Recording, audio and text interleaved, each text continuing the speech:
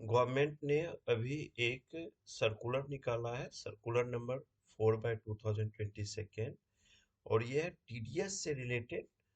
किस पे? Section 192। Section 192 किसके लिए है?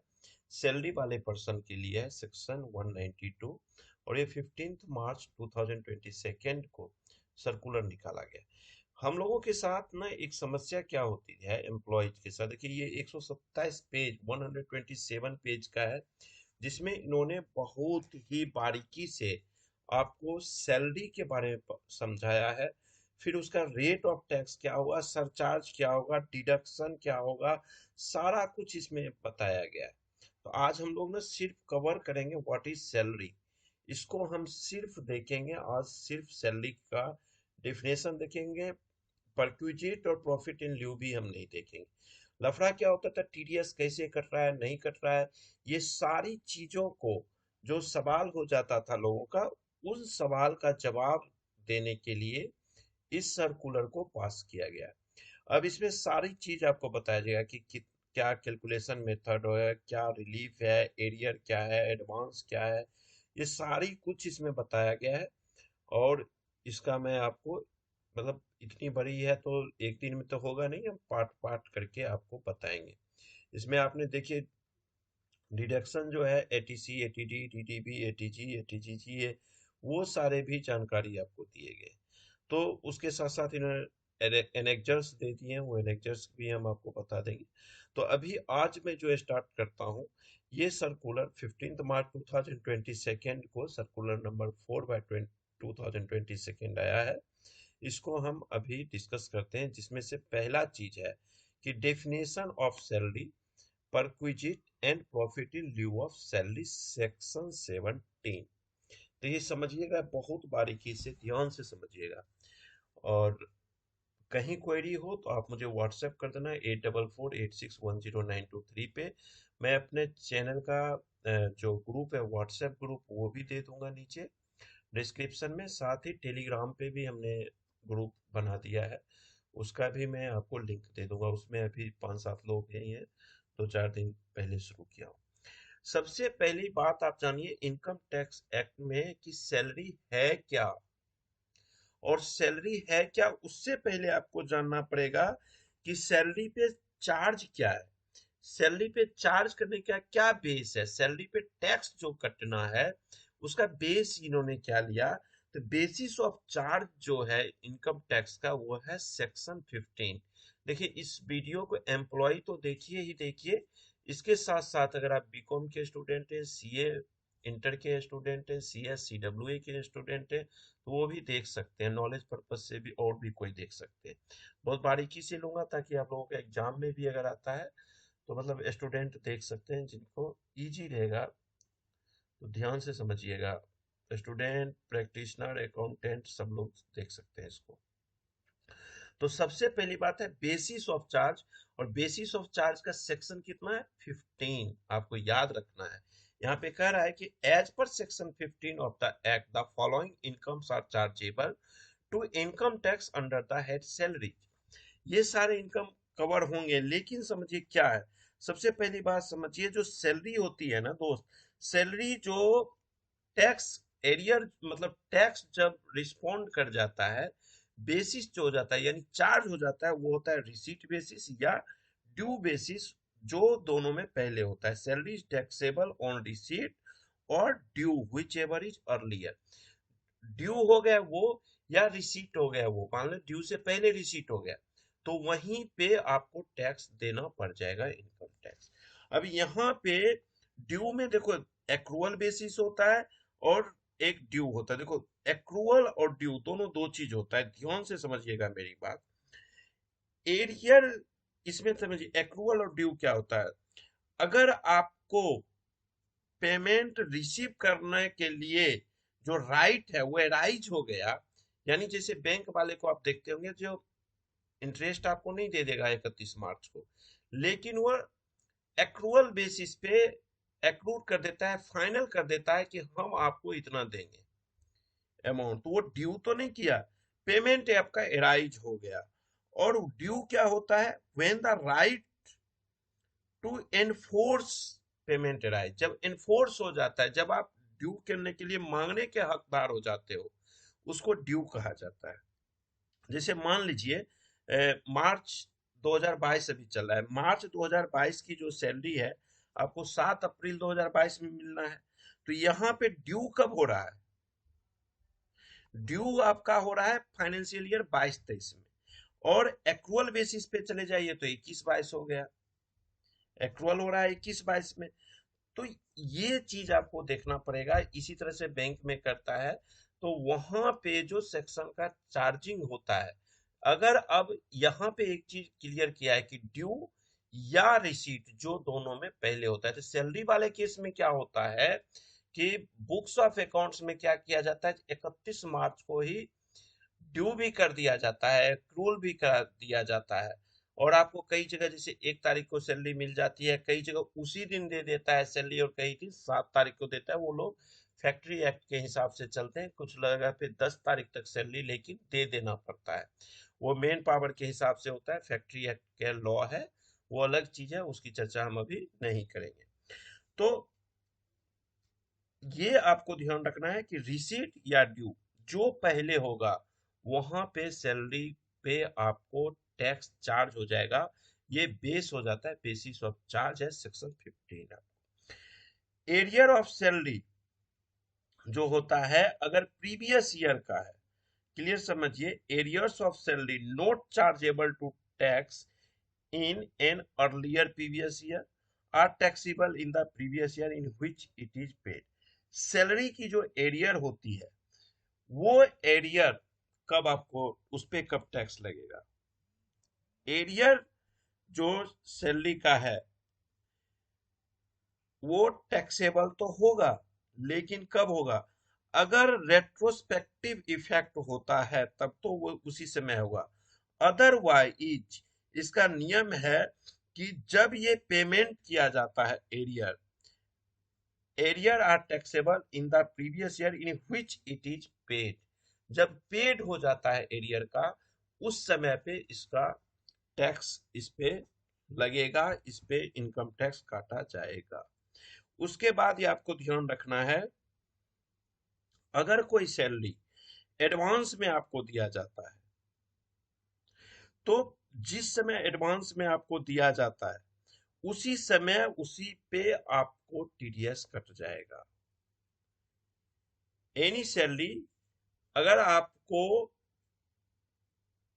सैलरी का कोई भी रूप है, या देखिए सैलरी का क्या क्या रूप है वो हम सेक्शन 17 में आगे आपको बताएंगे, अभी सीधा समझ लीजिए कि अगर सैलरी आपको एडवांस में मिल गया तो उसी समय आप पे टैक्स वहां पे लग जाना है, इसमें कोई दो राय नहीं है।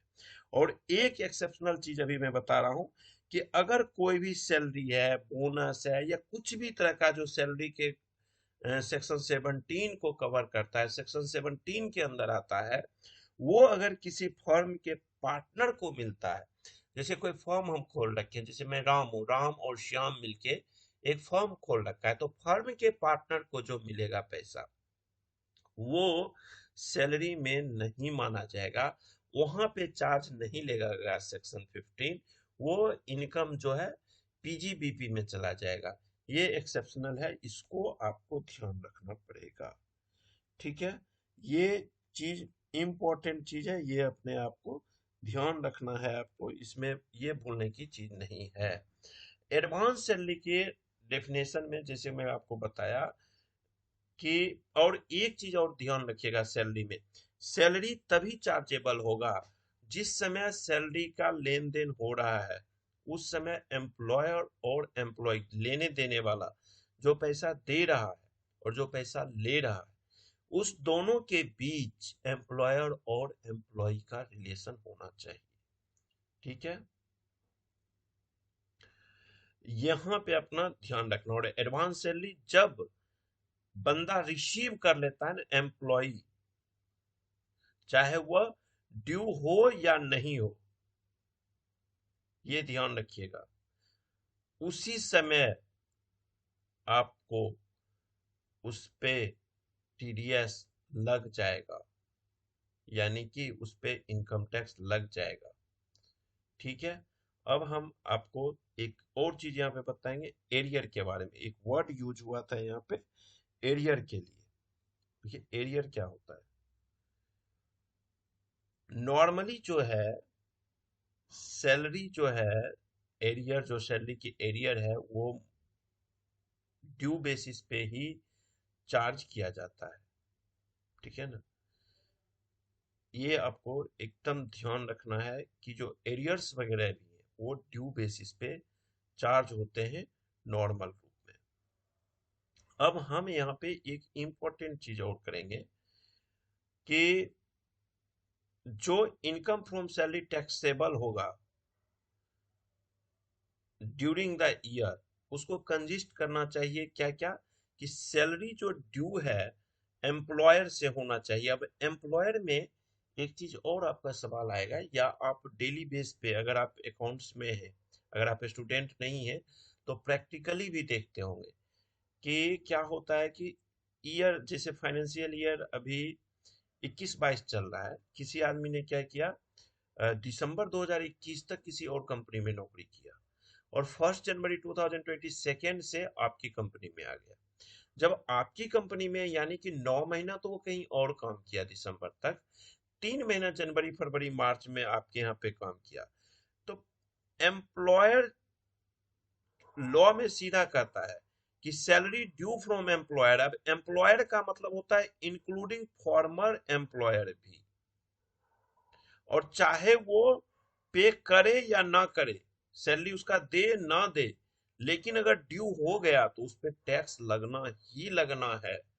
जैसे होता है ना, कहता है कि जी सैलरी तो मुझे मिली ही नहीं वहां पे, उस कंपनी में, उस कंपनी से नौकरी में छोड़ के आ गया और सैलरी वहां नहीं मिली, तो सरकार कहती है मिली ना मिली हमें कोई मतलब नहीं है, ये मिली विली को हम नहीं जानते, सैलरी तुम्हें यहाँ पे टैक्स भैया उस सैलरी पे देना ही पड़ेगा। ठीक है।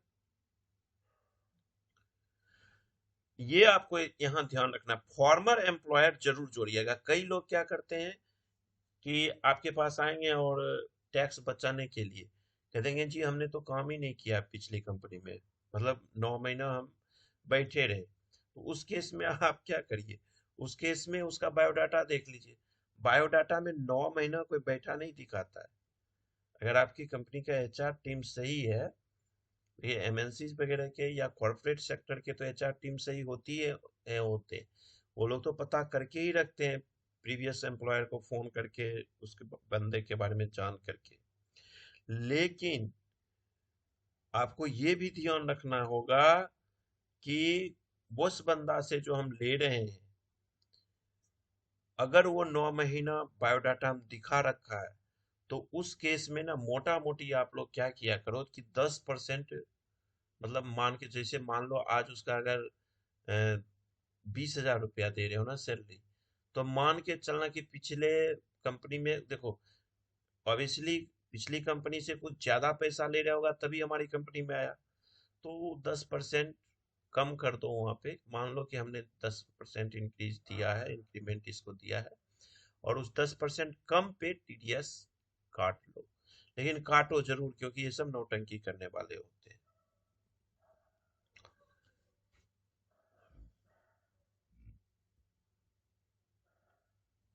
नेक्स्ट देखिए कहता है any salary paid or allowed to him in the previous year by or on behalf of an employer or a former employer found not due or before it become due to him। उसके next C point करता है any arrear of salary paid or allowed to him in the previous year by or on behalf of an employer or a former employer if not charged to income tax for any earlier previous year। तो ये तो charging section था जो कि मैं आपको बता दिया। अब आता है सेक्शन 15। चार्जिंग सेक्शन के बाद आता है एक सेक्शन 17।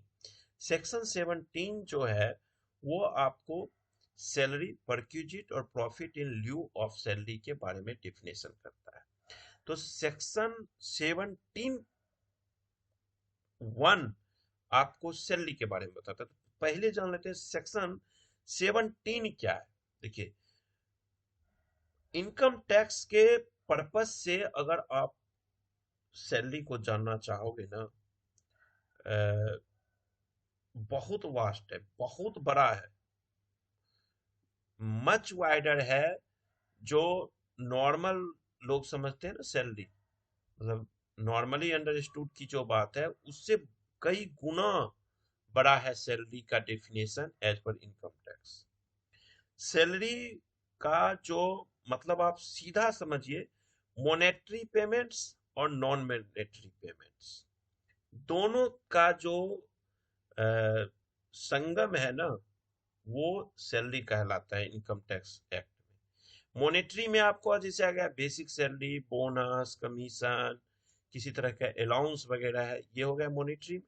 नॉन मॉनेटरी में आ जाता है फैसिलिटी, जैसे आप कहीं रह रहे हैं, जैसे बिहार से कोई बंगाल गया हुआ है, दिल्ली गया हुआ है ऑफिसर, तो उसको रहने के लिए एकोमोडेशन, हाउस एकोमोडेशन दे रहा है, मेडिकल फैसिलिटी दे रहा है, या इंटरेस्ट, जैसे बैंक के अगर आप एम्प्लॉई हैं तो इंटरेस्ट फ्री लोन तो नहीं देता है, लेकिन कुछ कम करता है। जैसे अगर आप बैंक के एम्प्लॉई हैं, आप घर खरीद रहे हैं, तो अगर मान लीजिए अन्य लोगों से, अदर पर्सन से 7% रेट ऑफ इंटरेस्ट है, तो वो आपको 5% ले लेगा। ये इस तरह से होता है, लोन में थोड़ा सा इंटरेस्ट आपको कम देगा, एक लिमिट के हिसाब से वो किए हुए हैं अपने स्टाफ को। तो ये चीजें जो है उसको आप मोटा मोटी मॉनेटरी और नॉन मॉनेटरी पेमेंट्स जो होता है, वो दोनों को जोड़ करके इनकम टैक्स एक्ट में सैलरी माना जाता है। ये आपको ध्यान रखना है।